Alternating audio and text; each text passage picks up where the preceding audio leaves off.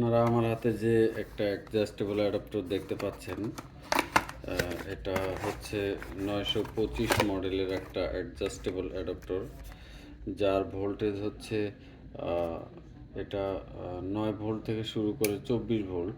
এটাতে on of আছে। এটার পাওয়ার কর্ডটা হচ্ছে 2 পিন প্লাগ, আর এটার আউটপুটটা হচ্ছে ডিসি পোর্টের একটা আউটপুট পোর্ট। এটা আপনারা দেখতে পাচ্ছেন কিনা জানি না। এই হচ্ছে ডিসি পোর্ট। তো এটা দিয়ে আসলে ল্যাপটপ থেকে শুরু করে প্রায় এই পোর্টের সব ধরনের আইটেমই চার্জ করা যায়।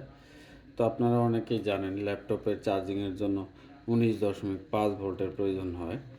আর যেহেতু আমাদের এই অ্যাডাপ্টারটা 9 ভোল্ট থেকে 24 ভোল্ট পাওয়ার প্রোভাইড করে, সেক্ষেত্রে আমি আমার এটাতে 19.5 ভোল্ট আমি সেট আপ করতেই পারবো। সে কারণে আমি এখন এই অ্যাডাপ্টারের পাওয়ারটা আমি ওপেন করতেছি। আমি কেবলটা খুললাম।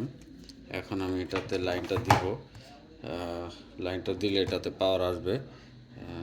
এখানে দেখতেই পাবেন। এখন আমার ভোল্টেজ আছে 13 ভোল্ট। তো আমি এটাকে প্রথমে ল্যাপটপের সাথে সংযোগ করার আগে যেটা করতে হবে, আমার এখানে সকেটটা একটু লুজ আছে, যে কারণে এটা সমস্যা করে। আমি একটু ভালো সকেটে দেওয়ার চেষ্টা করতেছি, দেখতে পাবেন। এখন স্টেবল হয়ে গেছে আমার পাওয়ারটা। এখন আমি এই ভোল্টেজটাকে 19 ভোল্টেজে আনবো।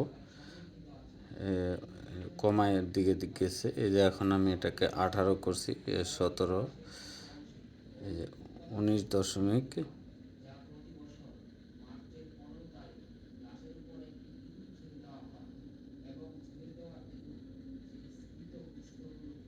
এটা একটু প্রথমে আপনারা সেট আপ করে নেবেন, যেটা আপনারা পারবেন, সবাই পারবেন। এই যে 19.5 হয়েছে। এখন আপনারা দেখেন এখানে সামনে আমার একটা ল্যাপটপ আছে। এই ল্যাপটপের এইখানে আমার চার্জিং পোর্টটা। তো আমি যেটা করব, এই পোর্টটা আপনারা যারা ল্যাপটপে চার্জার ইউজ করেন তারা এর সাথে পরিচয় আছে তাদের সবার।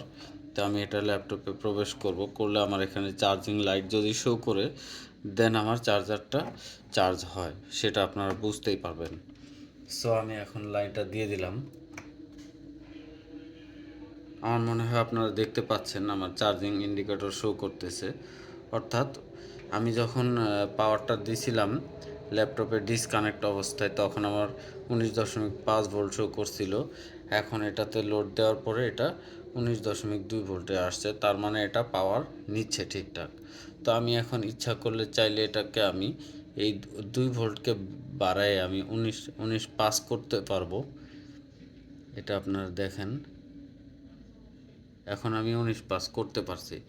সো এখন এভাবে আমার এটা যদি কিছুক্ষণ থাকে, সাধারণ চার্জার, আপনাদের যাদের ল্যাপটপের চার্জারের সমস্যা, ল্যাপটপ যাদের ল্যাপটপের চার্জার নাই বা ট্রাবল হয়েছে, তারা এই অ্যাডাপ্টারটা দিয়ে আপনারা ইউজ করবেন।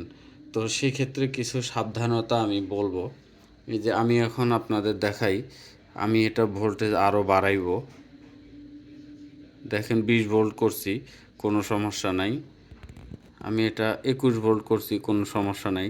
কারণ হচ্ছে চার্জিংয়ের একটা রেঞ্জ আছে, এটা 23 ভোল্ট পর্যন্ত চার্জ নিবে।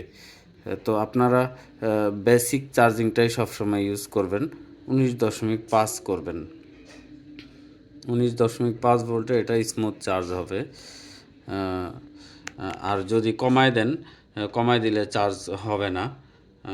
আপনারা এটা যদি পার্মানেন্ট ল্যাপটপের জন্য এই অ্যাডাপ্টারটা আপনারা কিনে থাকেন, তাহলে এটা আপনারা কি করবেন, 19.5 ভোল্টে এটাকে সেট করে এই নবটাকে পার্মানেন্ট খুলে ফেলবেন। এই নবটা টান দিলে খুলে আসবে। এতে করে ভালো হবে কি, বাচ্চারা এটা ঘুরাইতে পারবে না, আপনাদের হাতে লাগলেও এটা অ্যাডজাস্টটার সমস্যা হইব না।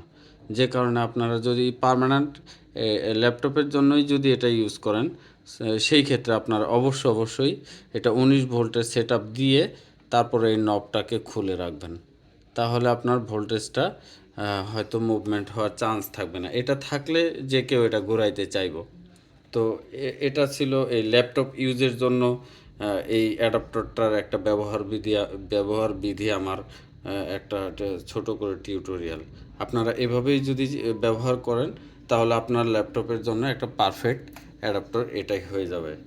আর সেকেন্ড আপনাদের জন্য আর কোনো অ্যাডাপ্টার কিনতে হবে না বেশি দামে। আসুস বা যে কোনো হাই কোয়ালিটি কেনার দরকার হবে না। এটা দিয়েই আপনারা সুন্দরভাবে আপনারা পার হতে পারবেন কোনো সমস্যা ছাড়াই, যেহেতু এটার প্রাইস রেঞ্জ খুবই কম আছে। আর আপনারা এটা মনে করবেন না যে প্রাইস রেঞ্জ কম বলে এটা আপনারা এটা কম বলে আপনারা এটা খারাপ প্রোডাক্ট পাচ্ছেন, সেই এই ধরনের কিছুই না। জাস্ট এটা একটা ভালো মানের অ্যাডাপ্টার।